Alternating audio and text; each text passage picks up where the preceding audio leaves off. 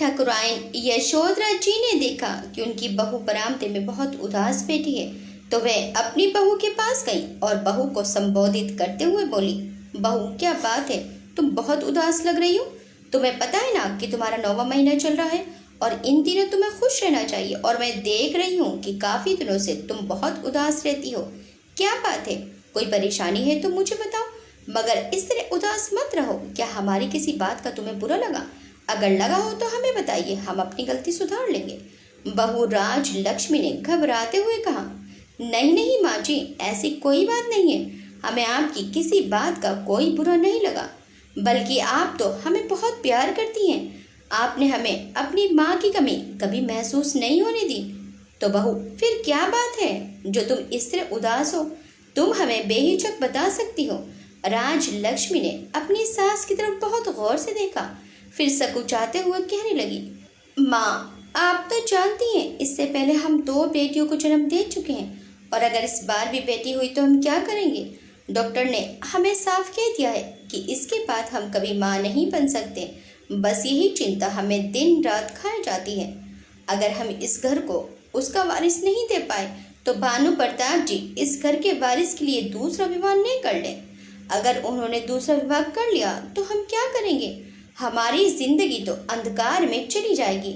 हम उनके बिना नहीं रह सकते, और बिना वारिस के इतने जमीन जायदाद कौन संभालेगा? बहू हमने तुम्हें हमेशा अपनी बेटी माना है। क्या भानु प्रताप ने तुमसे कभी बेटे के बारे में बात की है कि उसे बेटा ही चाहिए? क्या कभी उसने कहा है कि मैं दूसरी शादी कर लूँगा अगर तुमने वारिस नहीं दिया तो? राज लक्ष्मी ने उदास होकर कहा, नहीं माँ, उन्होंने मुझसे कभी ऐसा कुछ नहीं कहा। तो फिर क्या हमने कभी तुमसे कहा है कि हमें पौधा ही चाहिए? क्या हमने कभी बेटी होने पर अफसोस जताया है? हमने अपनी पोतियों के इस दुनिया में आने का स्वागत ऐसे ही किया है जैसे हम अपने पौधों का करते। बेटा और बेटी देना दोनों भगवान के हाथ में है। भगवान सब जानते हैं किसको क्या देना है। मैं तो अपनी पोतियों से बहुत खुश हूँ। मेरे जिगर का टुकड़ा है वे दोनों, और अगर इस बार भी पोती हुई तो वे भी मेरी जिगर का टुकड़ा ही बनेगी। यशोधरा जी ने राज लक्ष्मी को समझाते हुए कहा। राज लक्ष्मी बोली, लेकिन माँ, लेकिन क्या बेटा? यशोधरा जी अपनी जगह से खड़ी हुई और राज लक्ष्मी के सिर पर हाथ फेरते हुए बोली, बेटा चिंता मत करो, हमारा बेटा ऐसा नहीं है। वे बेटा और बेटियों में कोई भेद नहीं करता। ऐसे समय में तुम्हें खुश रहना चाहिए, किसी भी चिंता से तुम्हें दूर रहना चाहिए। अगर फिर भी तुम अपने मन से ये बात नहीं निकाल पा रही हो तो तुम्हारे मन का भय दूर करने के लिए मैं तुम्हें एक कहानी सुनाती हूँ। पर यहाँ नहीं, चलो मेरे कमरे में चलो, मैं वहीं तुम्हें ये कहानी सुनाऊंगी जिसे सुनकर तुम्हारे मन से सारा भय निकल जाएगा। यशोधरा जी राज लक्ष्मी को अपने कमरे में लेकर आती हैं और उसे आराम से बिस्तर पर लिटा देती हैं और खुद आराम चेयर पर बैठकर कहानी सुनाना शुरू करती हैं। आज से 40 साल पहले की बात है। ठाकुर आदित्य प्रताप सिंह प्रतापपुर के एक बड़े जमींदार थे। लंबे चौड़े हष्ट पुष्ट ठाकुर जी सफेद कुर्ता पजामा ऊपर पगड़ी में किसी राजा से कम नहीं लगते थे। हाथ में सुनहरी घड़ी उनकी मूछें उनकी शान थी। जिधर से गुजरते लोग झुककर उनका सम्मान करते थे। जितना अनुशासित थे उतने ही सभ्य।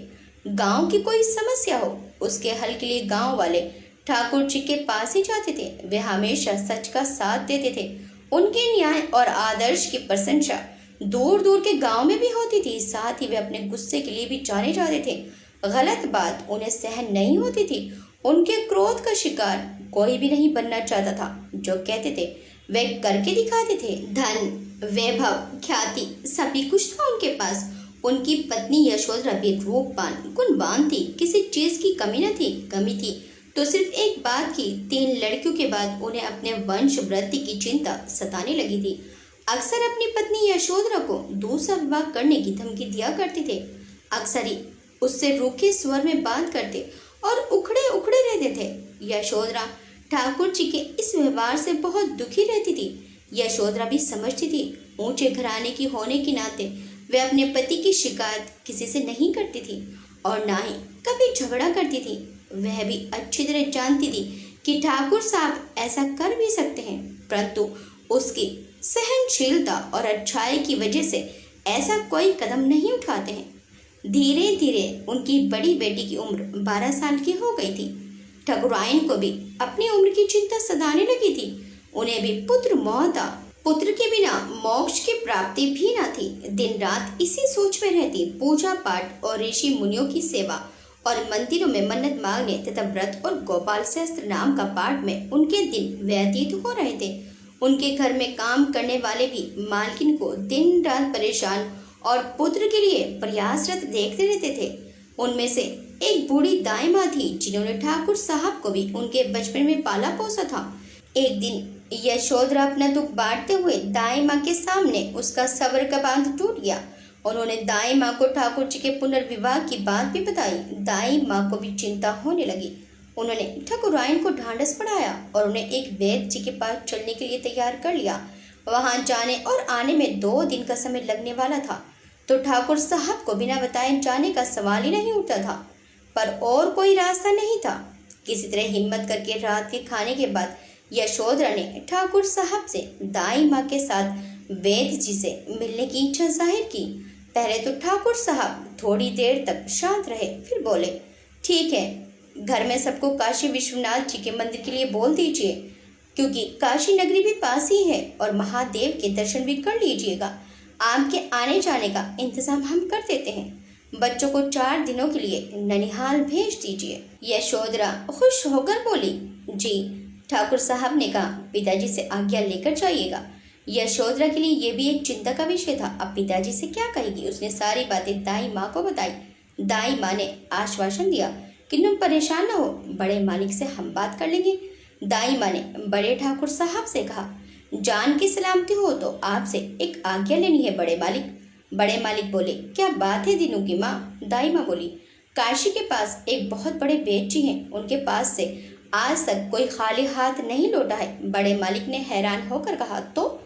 दाई माँ हिम्मत करके बोली, मेरी बड़ी इच्छा है ठकुराइन को एक बार उनके दर्शन करा दे। भोलेनाथ की कृपा हुई तो 1 वर्ष में लल्ला खेलेगा आपके आंगन में। बड़े ठाकुर साहब बोले, आदित्य ने क्या कहा। दाई माँ ने उत्तर दिया, उन्होंने तो आज्ञा दे दी है, पर आपसे आज्ञा लेने को कहा है। ठकुराइन सकुचा रही थी, इसलिए मैं। बड़े ठाकुर साहब बोले, दीनू की माँ, तुमने इस घर की 3 पुश्तों से सेवा की है, हमेशा हमारे घर का भला सोचा है और तुम्हारी ईमानदारी पर हमें जरा भी शक नहीं है। बहुरानी के लिए तुमने कुछ अच्छा ही सोचा होगा। बहुरानी भी बहुत भली और संस्कारी है। इतने वर्षों से कभी किसी को शिकायत का कोई मौका नहीं दिया। हम भी उसे बेटी समान ही मानते हैं। हम नहीं चाहते उसके साथ कुछ गलत हो या अन्याय हो। यशोधरा दरवाजे की ओर से खड़ी होकर सब सुन रही थी। उसकी आंखों में पिताजी की स्नेह भरी बातें सुनकर आंसू आ गए। ठीक है तीनों की माँ, बहू बेटी की यही इच्छा है तो ले जाओ, आखिर वंश भी तो चलाने हैं। अंतिम समय में पोते का मुंह देख लें, हमारी भी यही आखिरी इच्छा है, आगे भोलेनाथ की इच्छा। दाई माँ खुश हो गई। बड़े मालिक की जय हो। बड़े मालिक बोले, पर एक बात का ध्यान रखना, गांव में इसकी चर्चा ना हो। दाई माँ कान पकड़कर बोली, राम राम। नहीं मालिक, आपका नमक खाया है, नमक हरामी मेरे खून में नहीं है। बड़े मालिक ने कहा, ठीक है, और कहकर अंदर चले जाते हैं। दाई माँ खुश होकर कहती हैं, चलो ठकुराइन, जाने की तैयारी करो। ठकुराइन हाथ जोड़कर दाई माँ से कहती है, मैं आपका एहसान कभी नहीं भूलूंगी। दाई माँ हंसते हुए कहती हैं, बहुरानी, एहसान काहे का, पोता हो जाए तो कान के बाल लूंगी, वो भी सोने के। ठकुराइन भी हंसकर बोली, आप जो कहेंगी। अगले दिन यशोधरा ने तीनों बच्चों को तैयार करके समझा बुझा कर नानी के घर भेज दिया। साथ ही अपनी माँ के नाम एक पत्र भी भेज दिया, जिसमें काशी दर्शन के बाद स्वयं आकर बच्चों को ले जाने की बात थी। बच्चों के जाने के बाद यशोधरा निश्चित हो गई, लेकिन उसे रात भर नींद नहीं आई। उसे देखकर ठाकुर साहब भी रात भर करवटें बदलते रहे। सुबह 4 बजे ही यशोधरा को निकलना था। वे 2 बजे से ही उठकर सारे काम निपटाने लग गई। गाड़ी आ गई थी। दाई माँ ने इशारा किया चलने के लिए। ठकुराइन कमरे के अंदर गई। ठाकुर साहब खड़े होकर खिड़की से बाहर देख रहे थे। ठकुराइन ठाकुर साहब के पैर छूकर, आशीर्वाद दीजिए ठाकुर साहब। यशोधरा को गले लगाते हुए कहते हैं, मैंने शायद तुम्हारे हृदय को ठेस पहुंचाई है, पर मैं क्या करूं? मेरे सिर पर भी इस परिवार की और इस गांव की जिम्मेदारी का बोझ है, इसलिए मैं मजबूर हूं। यशोधरा कहती है, मैं समझती हूँ आपसे कोई शिकायत नहीं है।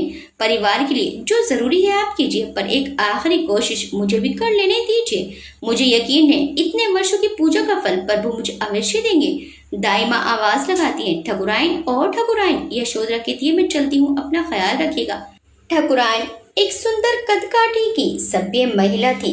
गोरा रंग, माथे पर बड़ी लाल बिंदी, हाथों में सोने के मोटे मोटे कड़े, गले में मंगलसूत्र और मोटी चेन, हाथों में सोने की 3 अंगूठियां जिसमें एक पतरे की भी थी, चमकती रहती थी। पैरों में बिछुए और मोटी पासेब जिसकी चमचम की आवाज पूरी हवेली में गूंजती रहती थी। दाई माँ ने उन्हें साधारण साड़ी पहनकर चलने के लिए कहा था, इसलिए हमेशा की तरह जरी की साड़ी पहनने वाली ठकुराइन ने उस दिन एक मामूली सूती साड़ी पहनी थी। काली लाल मामूली सूती साड़ी भी उन पर बहुत जच रही थी। जल्दी में अपने जेवर उतारना भूल गई थी, क्योंकि वे तो उनके रोजमर्रा के गहने थे। भोर में कार में बैठकर जब दोनों चली तब बहुत अंधेरा था। दाई माँ आराम से खर्राटे लेकर सो रही थी, पर यशोधरा की आंखों में नींद नहीं थी। 2-3 घंटे बाद जब उनकी आंख खुली तो ठकुराइन की कंचन काया पर उनकी दृष्टि गई। दाई माँ ने कहा, ठकुराइन, इन गहनों की क्या आवश्यकता है? योगियों के पास साधारण ही जाना चाहिए। ठकुराइन को तब ध्यान आया। जल्दी में वो अपने गहने उतारना भूल गई थी। उन्होंने सारे गहने एक रुमाल में बांधकर दाई माँ को दे दिए। ठकुराइन कहने लगी, दाई माँ, मेरे हाथ में चूड़ियां भी नहीं है, ये तो सुहाग की निशानी है, ऐसे अच्छा नहीं लग रहा है। अपनी सोनी कलाइयों को देखते हुए उन्होंने कहा। दाई माँ ने अपने हाथ से उतार कर 2 लाल लाल चूड़ियां ठकुराइन को दे दी और बोली, बेटा इसी से काम चलाओ अभी। ठकुराइन ने चूड़ियां पहन ली। 3 घंटे बाद वे बाबा के आश्रम पहुंच गई। वहां मिलने वालों की लाइन लगी थी। ड्राइवर ने गाड़ी एक तरफ लगा दी और बोला, मालकिन आप बैठी रहिए, मैं कतार में लग जाता हूँ, आपका समय जब आएगा तब आ जाइएगा। यशोधरा ने सहमति जताई। यशोधरा बाबा के सामने पहुंची, बाबा से आशीर्वाद लिया।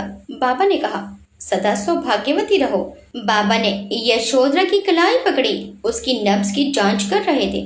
उसकी गोरी कलाइयों में 2 लाल कांच की चूड़ियां भी शोभा दे रही थी। बाबा ने कहा, पुत्री, तुम पूरी तरह स्वस्थ हो, तुम में कोई कमी नहीं है। यशोधरा बोली, परंतु बाबा ने 3 पुड़िया देते हुए कहा, अपने पति को ये 3 दिन लगातार खिला देना। यशोधरा आश्चर्य से दाई माँ की तरफ देखती है तो दाई माँ वहां से चलने का इशारा करती है। यशोधरा पूरे रास्ते बिल्कुल शांत थी। वे घर आती है तो समझ नहीं पाती क्या करे क्या नहीं।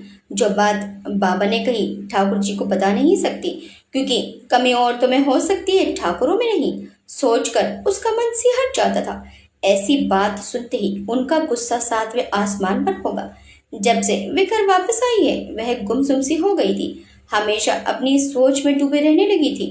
बच्चियां भी कुछ कहती तो हाँ हूँ में ही जवाब देती। रहते रहते उसकी आंखें आंसुओं से भर जाती थी। उसे अब अपनी उम्मीद खत्म होती नजर आ रही थी। यशोधरा रात को अपनी तीनों बच्चों को प्यार से सुला रही थी। बार बार सिर पर हाथ फेरती, कभी उनके गालों को सहलाती, कभी उनकी नजर उतारती। यशोधरा को अब रह रह कर डर सता रहा था कि ठाकुर साहब अब जरूर दूसरा विवाह कर लेंगे बेटी की चाह में। अब उसके पास भी कोई और चारा नहीं था उन्हें रोकने का, क्योंकि यशोधरा ने उनसे आखिरी मौका मांगा था। उसे अपनी चिंता नहीं थी। वह तो सौतेली माँ के आने से उसके बच्चों को क्या होगा, यह सोचकर कांप जाती थी। बच्चे सो गए थे, तभी उसे बगल के कमरे में किसी के आने की आहट हुई। वह समझ गई ठाकुर साहब अपने कमरे में आ गए हैं। तभी धीरे से उठी और उस कमरे की तरफ बढ़ी। उसने देखा ठाकुर जी बिस्तर पर लेटे हैं। यशोधरा को देखकर उन्होंने कहा, आज मैं बहुत थक गया हूँ, जरा भी समय नहीं मिला विश्राम करने का। यशोधरा बिना कुछ बोले उनके पैर दबाने लगी। थोड़ी देर बाद ठाकुर जी बोले, यशु। यशोधरा बोली, जी। ठाकुर जी बोले, कहाँ खोई हो? यशोधरा ने कहा, कहीं नहीं, सुन रही हूँ, कहिए ना। ठाकुर जी पूछने लगे, आज 3 दिन हो गए हैं तुम्हें बेच के यहाँ से आए हुए, तुमने कुछ बताया नहीं कि वहाँ क्या हुआ? यशोधरा जी सकुचाते हुए बोली, कुछ खास नहीं। बाबा बोले सब ठीक है। ठाकुर जी ने फिर से पूछा, कोई दवाई नहीं दी? नहीं जी। ठाकुर जी ने उत्सुक होकर पूछा, अच्छा विश्वनाथ जी के दर्शन हुए? यशोधरा बोली, जी हुए। ठाकुर जी कहने लगे, आपने तो हमें प्रसाद भी नहीं दिया, प्रसाद नहीं लाई क्या? यशोधरा थोड़ा खुश होते हुए बोली, जी लाई हूँ। यशोधरा की आंखों में चमक आ गई कुछ सोचकर, लेकिन प्रसाद में भभूत मिला है। ठाकुर जी बोले, ओह भभूत है, वह तो मुझे खाते ही सरक जाता है, खांसी आ जाती है। यशोधरा जल्दी से बोली, तभी तो नहीं दिया, बाबा ने कहा है 3 दिन खाना है। ठाकुर जी कुछ सोचकर बोले, अच्छा तो एक काम कीजिएगा, कल हमें खीर में डालकर दे दीजिएगा, भोलेनाथ का प्रसाद है, हम अपमान नहीं कर सकते। यशोधरा खुशी मन से प्रभु का मन ही मन धन्यवाद करती है। जी बहुत अच्छा, अगले 3 दिन खीर में मिलाकर भभूत ठाकुर जी को दे दिया जाता है। इस तरह यशोधरा ठाकुर जी से झूठ बोलने से भी बच गई और काम भी हो गया। 2-4 दिन बाद बड़े ठाकुर साहब बोले, बहू रानी आज कुछ मेहमान आ रहे हैं, जरा स्वादिष्ट भोजन का प्रबंध करवा दीजिए।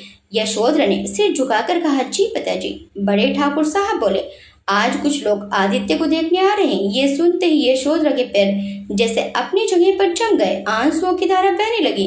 कुछ देर बाद भारी मन से रसोई की तरफ गई। उसने सारी व्यवस्था खुद अच्छे से की थी। शायद अब उसने भी अपने मन को समझा बुझा कर पत्थर का कर लिया था। ठाकुर जी की खुशी के लिए उसे सब मंजूर था। वह समझती थी वंश बढ़ाना कितना जरूरी है, क्योंकि बेटियां तो एक दिन अपने घर चली जाएंगी। यशोधरा मेहमानों के आने से पहले अपने कमरे में चली गई और अपने तीनों बच्चों को भी ले गई, ताकि कोई भी मेहमानों के सामने ना आ जाए। बच्चों को कहानी सुनाते सुनाते यशोधरा का ध्यान बाहर की आवाजों पर जा रहा था। कोई कहता, आपका घर तो बहुत बड़ा है, किसी चीज की कमी नहीं होगी, हमारी बहन को राज करेगी। फिर हंसने की आवाजें। यशोधरा के लिए ये सब सुनना असहनीय हो रहा था। बार बार आंसू आ जाते थे आंखों में। कोमल जो बेटियों में सबसे बड़ी थी, उसने पूछा, माँ आप क्यों रो रही हैं? यशोधरा बोली, कुछ नहीं बेटा, मुझे नींद आ रही है। कोमल कहती है, तो आइए हम आपको सुला देते हैं माँ। यशोधरा ने उनकी छोटी सी गोद में अपना सिर रख दिया। कोमल भी अपने कोमल हाथों से माँ का सिर सहलाने लगी। छोटी खुशी माँ के पैर दबाने लगी। सबसे छोटी नैना मुंह में अंगूठा चूसते हुए माँ के आगोश में सो गई। चिड़ियों के चहचहाने से यशोधरा की नींद खुली तो घबरा गई कि कितनी देर तक सोती रही है। उसकी सभी बच्चियां आसपास में ही सो गई थी। खुशी तो पैर दबाते हुए पैरों के पास ही सो गई थी। यशोध ने सबको व्यवस्थित किया और खुद बाहर आ गई। उसने नहा धोकर घर का सारा काम किया, परंतु ठाकुर जी के सामने नहीं गई। यशोधरा की सारी खुशियां पल में चूर चूर हो गई थी। वे ठाकुर जी के सामने नहीं जाना चाहती थी। यशोधरा ने नाश्ता भिजवा दिया, रात का खाना भी भेज दिया, जबकि वह खुद सामने बैठकर वर्षों से ठाकुर जी को हमेशा से खाना खिलाती थी। ठाकुर जी ने भी खाना खा लिया, परंतु यशोधरा के बारे में एक बार भी नहीं पूछा। रात में भी वे बच्चों के पास ही सो गई। इसी तरह 2 दिन बीत गए, परंतु यशोधरा और ठाकुर जी का सामने नहीं हुआ। रसोई में काम करने वाली इमरती ने बताया, ठाकुर जी का ब्याह तय हो गया है। लड़की मात्र 18 साल की है। सुनते ही सब्जी काटती हुई यशोधरा का हाथ हंसुआ से कट गया। तेज धार से खून बहने लगा। इमरती ने देखा वो ठकुराइन का दर्द समझती थी। उसने कहा, मालकिन आप चाहिए, मैं सब कर लूंगी। यशोधरा वहां से चली गई। ठाकुर साहब घर पर नहीं थे तो यशोधरा अपने कमरे में गई। वहां जाकर अपने कमरे का कोना कोना देखकर उसे रोना आ गया। उसे लग रहा था कि ये सब जो कल तक उसका था अब उसका नहीं रहेगा। तभी उसकी नजर ठाकुर जी के सफेद कुर्ते पर पड़ी जो उन्होंने नहाने से पहले पहना था।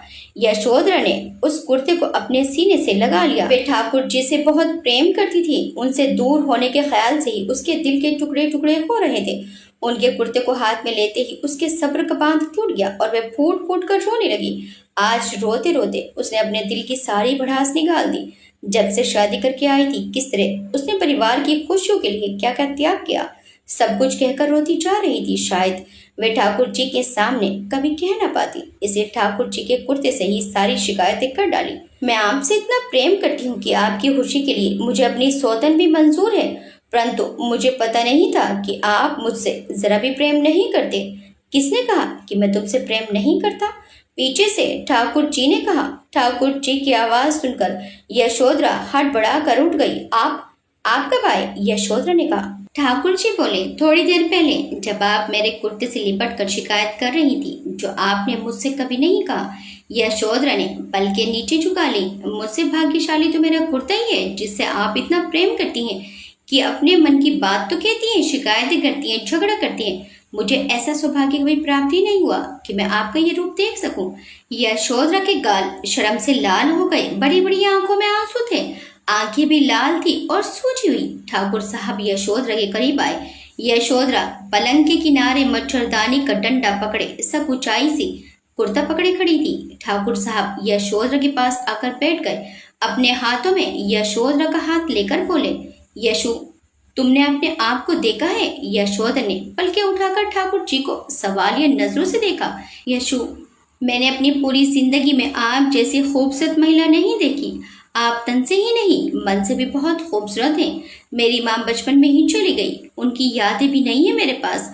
जो औरत मेरी पूरी जिंदगी में मुझे सबसे ज्यादा कीमती है, मेरे लिए उसने जिंदगी के हर फैसले में मेरा साथ दिया, सलाह दिया, प्यार दिया, मेरे गुस्से को बर्दाश्त किया, मेरे पिताजी को अपने पिता से बढ़कर सम्मान दिया, मेरे बच्चों की परवरिश की, नौकर चाकर को भी अपना बहन भाई समझा। दूसरों के दुख से दुखी होने वाली, इस पूरे घर की इकलौती मालकिन होते हुए भी किसी प्रकार का कोई घमंड जिसे छू भी नहीं पाया। आपके मायके ससुराल को मिलाकर आपके पास बहुत सारे गहने हैं, परंतु आप सादगी की मूरत हैं। अपने पूजा पाठ से इस घर को आपने मंदिर बना दिया है। कौन सा गुण है जो आप में नहीं है? आपने अपनी पूरी जिंदगी सिर्फ दिया है, बदले में किसी से कुछ नहीं मांगा। स्त्री अपने छल कपट से, अपने रूप के जादू से किसी भी आदमी से कुछ भी करवा सकती है, पर आपने कभी झगड़ा तो दूर शिकायत भी नहीं की। आज भी मैं आपके साथ इतना बड़ा अन्याय करने जा रहा हूँ, तभी भी आप कुछ नहीं कह रही हैं, क्योंकि मेरी खुशी में ना चाहते हुए भी आप खुश हैं। यशोधरा बस सुनती रही। उसकी आंखों से झरझर आंसू बह रहे थे। उसकी नाक लाल हो गई थी। उसकी साड़ी का आंचल उसके कंधे से गिर गया था। उसके बाल खुल गए थे। खुले बाल उसे और भी ज्यादा खूबसूरत बना रहे थे। खिड़की से जब हवा चलती तो उसके बालों की लट बार बार उसके चेहरे पर आ जाती। यशोधरा सिर झुकाकर सब सुन रही थी। ठाकुर जी भी कम बोलते थे, पर आज क्या हुआ जो इतना सब कह रहे थे, पर क्या ही फायदा आज इन खूबियों को गिनाने का, जब 18 साल की लड़की के साथ ब्याह तय करके आए हैं। यशोधरा की आंखों से ये सोचकर फिर से आंसू आ गए। ठाकुर जी बोले, यशु, तुम तो मेरे घर की लक्ष्मी हो, तुम मेरी जिंदगी की आखिरी औरत हो जिससे मैं बेइंतहा प्रेम करता हूँ। इतने सालों में तुमने मुझे कभी अकेले भोजन नहीं करने दिया, परंतु 2 दिनों से तुम मेरे सामने भी नहीं आई। क्या मैं तुम्हारी नाराजगी नहीं समझता हूँ? पर सच तो ये है कि मैं भी तुमसे नजरें नहीं मिला पा रहा था। पिताजी का और घर के बड़े रिश्तेदारों का बहुत दबाव था। मैंने कभी पिताजी की आज्ञा का उल्लंघन नहीं किया है, परंतु ये मुझसे नहीं होगा। मैं आपसे बहुत प्रेम करता हूँ और मैं आपकी जगह किसी और को नहीं दे सकता। मुझे न्याय के लिए जाना जाता है। अपने ही घर में मैं इतना बड़ा अन्याय नहीं कर सकता। मैं अपनी ही नजरों में गिर जाऊंगा। आपको बिना किसी गलती की सजा नहीं दे सकता। मुझे आपकी हंसी और पायल की आवाज से प्यार है, इसके बिना मैं नहीं रह सकता। आपको दुखी करके मैं कभी खुश नहीं रह पाऊंगा। आप मेरे लिए देवी हो। ठाकुर जी के इतना कहते ही यशोधरा ने अपना हाथ ठाकुर जी के होठों पर रख दिया। दोनों की नजरें मिली। दोनों की आंखों में ही आंसू थे।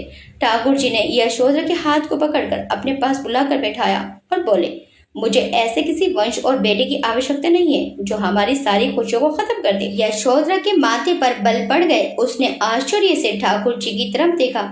उसकी नजरें सवाल कर रही थी। ठाकुर जी ने आगे कहा, हाँ यशो, मैंने पिताजी से बात कर ली है और शादी के लिए मना भी कर दिया है। मैं अपने प्रेम को आपके सिवा किसी और के साथ नहीं बांट सकता। यशोधरा खुशी से ठाकुर जी के सीने से लग जाती है। अभी भी उसकी आंखों से लगातार आंसू बह रहे थे, लेकिन वे खुशी के आंसू थे। ठाकुर जी ने थोड़ी देर यशोधरा को रोने दिया, फिर उसे उठाया। उन्होंने यशोधरा को बड़े प्यार से निहारा, जो उस वक्त बहुत खूबसूरत लग रही थी। फिर दोनों ने एक दूसरे को गले लगा लिया और सारे गिले शिकवे पल में दूर हो गए। आज ठाकुर जी ने अपना सारा प्यार अपनी यशो पर लुटा दिया। बाहर बहुत जोर की बारिश शुरू हो गई। आज यशोधरा को अपने पूजा पाठ और त्याग का सारा फल मिल गया था। यह बहुत बड़ी बात थी कि ठाकुर जी ने यशोधरा से प्रेम की खातिर अपने पुत्र के मोह का भी त्याग कर दिया था। यशोधरा को आज खुद पर नाज हो रहा था और ठाकुर पर रह रह कर प्यार आ रहा था। आज ठाकुर जी ने भी यशोधरा का प्रेम में एक नया रूप देखा था। जब भी बिजली चमकती, रोशनी में यशो के चेहरे की चमक देखते ही बनती थी। उसके चेहरे पर उसकी संतुष्टि के भाव साफ पता चलते थे। आज ठाकुर जी के अंदर का सारा बोझ हट गया था। ठाकुर के साथ साथ वे एक अच्छे इंसान भी थे जो अपनी पत्नी से बहुत प्रेम करते थे। वह रात उनकी जिंदगी की सबसे खूबसूरत रात बन गई थी। सुबह हुई। सारी रात के बारिश के बाद सब कुछ धुला धुला सा साफ लग रहा था। मिट्टी की सौंधी खुशबू आ रही थी। यशोधरा की आंखें खुली। उसने देखा ठाकुर जी बेसुध सो रहे थे। यशु ने मुस्कुरा कर देखा और कमर तक पड़ा हुआ चादर कंधे पर उड़ा दिया और धीरे से वहां से उठ गई। ठंडी हवा का झोंका उसके चेहरे पर पड़ा तो उसे महसूस हुआ कि उसका मन बिल्कुल शांत है। वे नहाने चली गई। फिर भगवान के सामने हाथ जोड़कर सभी देवी देवताओं को धन्यवाद किया। आज उसने लाल रंग की साड़ी पहनी, अच्छा श्रृंगार किया और घुंघरू वाली मोटी पाजेब पहनी। ठाकुर जी की कई बातें याद कर उसके चेहरे पर बार बार मुस्कान आ जाती थी। आज गुनगुनाते हुए नाश्ता बनाने लगी। आज हर तरफ खुशहाली लग रही थी। सब कुछ सुहाना था। घर की लक्ष्मी खुश हो तो घर में बरकत और रौनक रहती है। इमरती को समझ नहीं आ रहा था कि बात क्या है। उसने उत्सुकता में ही पूछ लिया, मालकिन आप आज कुछ अलग लग रही है, क्या बात है? यशोधरा मुस्कुरा दी। मुझे मत देख, अपना काम कर। दिन यूं ही चलते रहे। एक दिन अचानक यशोधरा की तबीयत खराब हो गई और वह बेहोश होकर गिर गई। जब उठी तो उसे उल्टियां होने लगी। पूरा घर परेशान हो गया। ठाकुर जी बाहर गांव गए थे, उन्हें संदेशा भेजा गया। ठाकुर जी अपना काम अधूरा छोड़कर डॉक्टर साहब को लेकर घर आए। यशोधरा ने कहा, हम ठीक हैं, कुछ नहीं हुआ हमें। ठाकुर जी बोले, डॉक्टर ज्यादा जानते हैं ना? यशोधरा चुप हो गई। ठाकुर जी ने डॉक्टर से कहा, डॉक्टर साहब जो दवा हो तो बता दीजिए, हम मंगा देते हैं। ये अपना ख्याल नहीं रखती है। डॉक्टर ने हंसते हुए कहा, दवा नहीं, मिठाई खिलाइए। इन्हें नहीं, हमें। और अब तो बहुत ख्याल रखना पड़ेगा, लापरवाही बिल्कुल नहीं चलेगी। ठाकुर जी बोले, क्या मतलब? ठाकुर साहब ने कहा, आप फिर से पिता बनने वाले हैं। यशोधरा ने सुना तो अपना मुंह दोनों हथेलियों में छुपा लिया। ठाकुर जी नौकर को पैसे देते हुए खुश होकर बोले, हे महादेव, आपकी कृपा है। डॉक्टर साहब के लिए और सभी के लिए मिठाई लेकर आओ। डॉक्टर कुछ चेप कर बोले, अरे मैं तो मजाक कर रहा था। ठाकुर साहब हंसकर बोले, पर मैं मजाक नहीं कर रहा हूँ। पूरे 9 महीने ठाकुर जी ने और पूरे परिवार ने यशोधरा का पूरा ख्याल रखा। तीनों लड़कियां भी बहुत खुश थी कि भाई आने वाला है, राखी बांधेगी। यशोधरा को जैसे जैसे दिन बढ़ रहे थे घबराहट बढ़ रही थी। वे दिन रात भगवान से पुत्र की कामना कर रही थी और ठाकुर जी को वह खुशी देना चाहती थी जिसकी उनके जीवन में कमी थी, जिसके लिए उन्होंने इतना बड़ा त्याग किया था। ठाकुर जी भी चिंतित थे परंतु जता नहीं रहे थे। दाई माँ मालिश करते हुए कहती हैं, ठकुराइन पता नहीं क्या होगा, जो होगा अच्छा ही होगा। बाबा की दुआ कभी खराब नहीं जाती। आखिर वह दिन भी आ गया जब ये पता चलना था कि ठाकुर जी का त्याग और यशोधरा की अच्छाई का फल उन्हें मिलेगा कि नहीं। रात को यशोधरा को दर्द शुरू हुआ। जब ऐसे नहीं हो गया तब उसने ठाकुर जी को जगाया। ठाकुर जी ने ड्राइवर को जगाकर दाई माँ को बुलाने के लिए भेजा। 20 मिनट में दाई माँ प्रकट हो गई। दाई माँ ने इमरती को सूती साड़ी और गर्म पानी लाने को कहा और ठाकुर जी को कहा, मालिक आप बाहर इंतजार करें, जो होगा हम बता देंगे। नौकर ने कुर्सी लाकर रख दी पर ठाकुर को चैन कहाँ, वह तो टहलने लगे। पहले भी उनकी 3 पुत्रियां थी परंतु आज बात अलग थी। उनकी बेचैनी पहली बार बाप बनने से भी ज्यादा थी।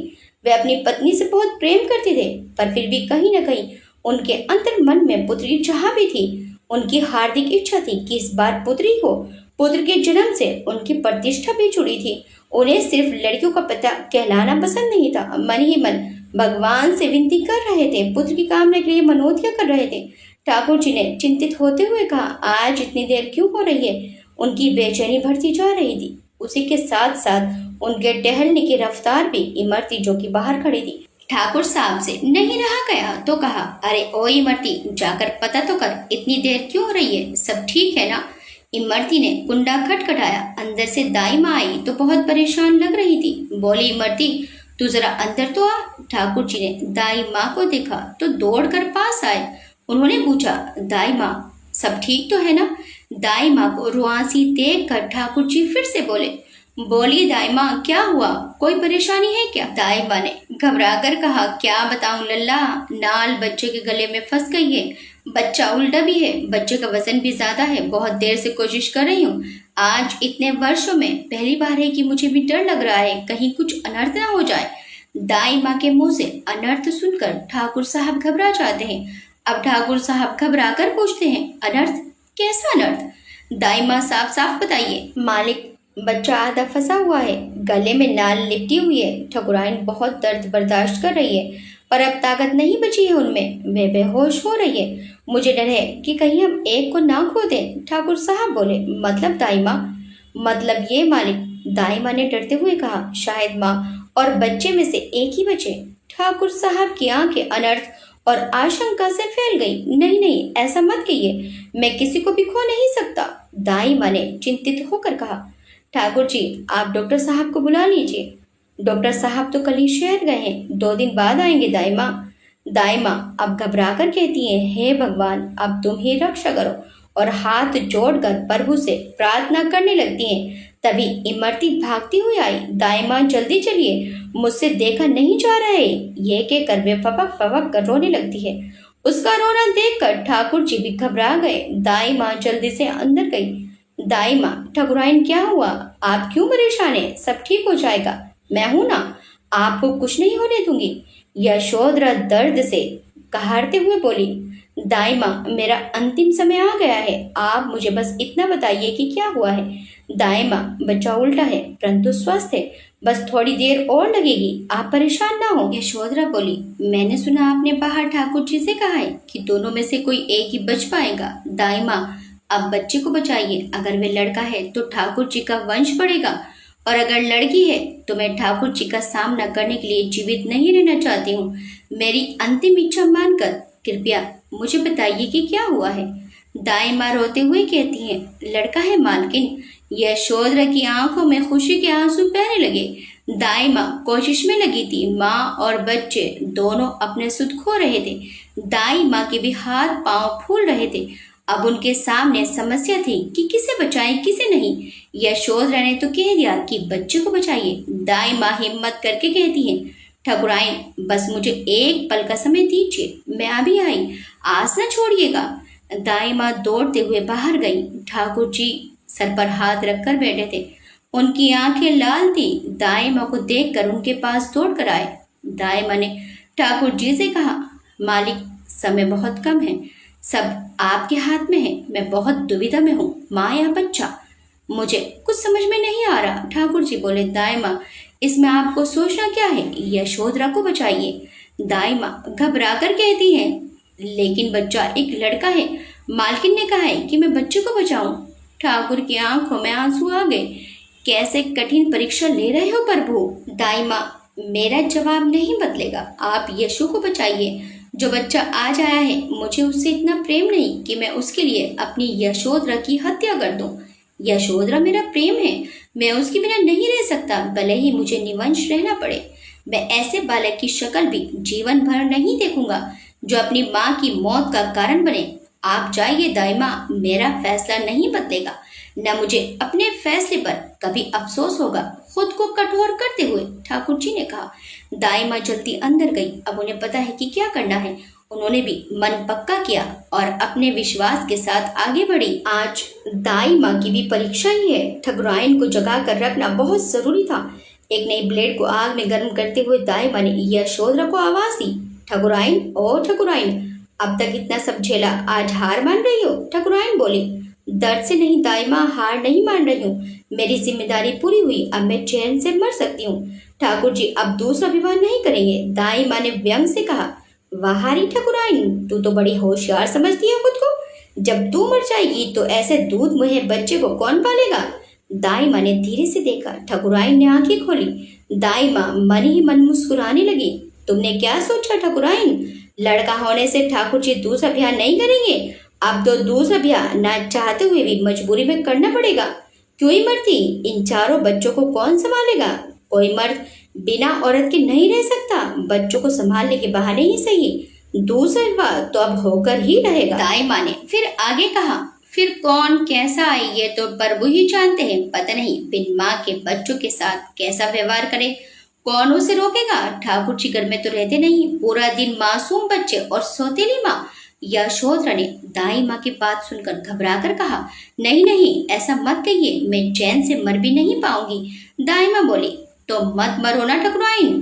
दाई माँ पास आकर बड़े प्यार से यशोधरा के बाल को सहलाते हुए बोली, जीने की इच्छा करो और मेरी कोशिश में मेरा साथ दो, तुम्हारी हिम्मत ही तुम्हें बचा सकती है। बहू, तुम चाहती हो बच्चा बचे, ठाकुर जी तुम्हें बचाना चाहते हैं।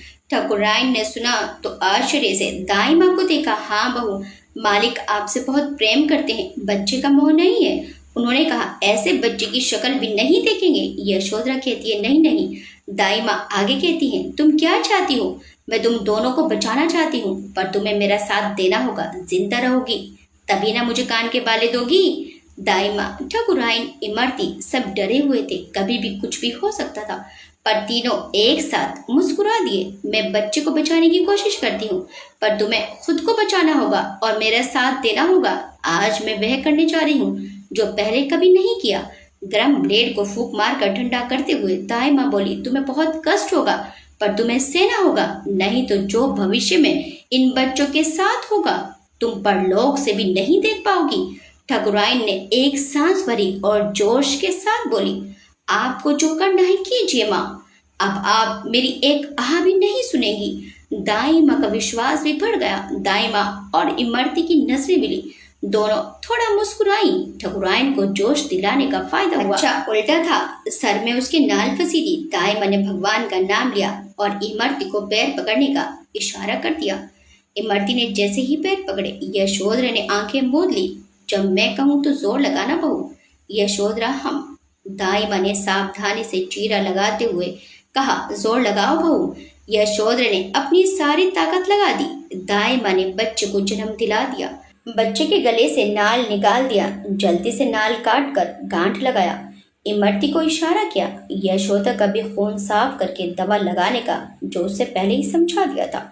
लेकिन ये क्या, बच्चा तो मुरझा गया था, रोया भी नहीं। दाई माँ परेशान हो गई, बच्चे को उल्टा करके उसकी पीठ रगड़ी, पर कुछ नहीं हुआ। ठाकुरायन दर्द से करहा रही थी। दाई माँ ने कहा। तब यशोधरा का ध्यान दाई माँ की तरफ गया। उसने पूछा, क्या हुआ माँ, मेरा बच्चा ठीक है ना? उसे चिंता होने लगी। तभी दाई माँ ने बच्चे को पैर से पकड़कर उल्टा किया और उसकी पीठ पर 2-3 बार ठोका तो बच्चा रोने लगा। उसके रोने से बहुत से लोगों के खुशी के आंसू निकल आए। दाई माई, इमरती और यशोधरा सभी की आंखों में खुशी के आंसू थे, साथ ही चेहरे पर मुस्कुराहट। यशोधरा अपना सारा दर्द भूल गई थी। ठाकुर जी ने भी बच्चे की रोने की आवाज सुनी। सुनकर पलकें गीली हो गई, लेकिन मन शंका से भर गया कि कहीं यशोधरा को कुछ नहीं, ऐसा नहीं हो सकता। तभी इमरती ने दरवाजा खोला और दौड़कर ठाकुर जी के पास आई और बोली, लड़का हुआ है? ठाकुर जी ने कठोर स्वर में डरते हुए पूछा। और यशोधरा, मालकिन भी ठीक है? ये सुनते ही ठाकुर जी ने अपनी सोने की अंगूठी निकालकर इमरती को दे दी। इमरती खुश हो गई और अंदर चली गई। ठाकुर जी ने भगवान का शुक्रिया अदा किया। तभी बड़े ठाकुर साहब आ गए। बोले, क्या हुआ आदित्य, सब ठीक है ना? छोटे ठाकुर ने पिताजी के पैर छुए और उनके गले लग गए, परंतु अपने आंसू की धारों को नहीं रोक पाए। कुछ देर में खुद को संयमित करते हुए कहा, हाँ पिताजी, अब सब ठीक है। बड़े ठाकुर साहब ने भी राहत की सांस ली। दाई माँ बच्चे को लेकर बाहर आई तो बच्चे को लेकर बड़े ठाकुर साहब के पास गई। छोटे ठाकुर साहब ने बच्चे की तरफ देखा भी नहीं, बस इतना पूछा, क्या मैं यशोधरा से मिल सकता हूँ? हाँ, क्यों नहीं मालिक, हंसते हुए दाई माँ ने कहा। ठाकुर साहब कमरे में गए। ठाकुर साहब ने उसके माथे की पसीने को पोंछते हुए कहा, आज पुत्र को उपहार में देकर तुम मुझे छोड़ना चाहती थी, इस त्याग ने मुझे तुम्हारा ऋणी बना दिया है। यशोधरा कहने लगी, आपने भी तो मेरे जीवन के लिए अपने जीवन की सबसे बड़ी इच्छा का त्याग कर दिया। मैं नहीं जानती थी कि आप मुझसे कितना प्रेम करते हैं। आज मेरे दिल में आपके लिए सम्मान और भी बढ़ गया। जानती हो यशो, जब तुम मेरे साथ थी तो मुझे तुम्हारे होने का एहसास नहीं था, परंतु तुम्हारे ना होने का एहसास, उस कल्पना मात्र से ही मेरी आत्मा काम गई। तुम्हारे ना होने से मैं अपने वजूद की कल्पना नहीं कर सकता। मुझे कभी छोड़कर मत जाना। ये कहकर ठाकुर साहब ने यशोधरा को गले लगा लिया। कहानी सुनाते सुनाते यशोधरा जी की आंखों में आंसू आ गए। जानती हो बेटा, ये कहानी किसकी है? ये कहानी मेरी है। ठाकुर साहब ने मुझसे तो कहा कि उनको छोड़कर कभी मत जाना, परंतु खुद मुझे छोड़कर हमेशा के लिए चले गए। बेटा, जब मैं तुम्हें बहू बनाकर लाई थी तभी मैंने सोच लिया था कि जो कुछ मैंने सहा है वे मैं तुम्हारे साथ कभी नहीं होने दूंगी। वैसे भी अब जमाना बदल गया है, बेटे और बेटियों में कोई अंतर नहीं रह गया है। यशोधरा जी की कहानी सुनकर राज लक्ष्मी की आंखों में भी आंसू आ गए।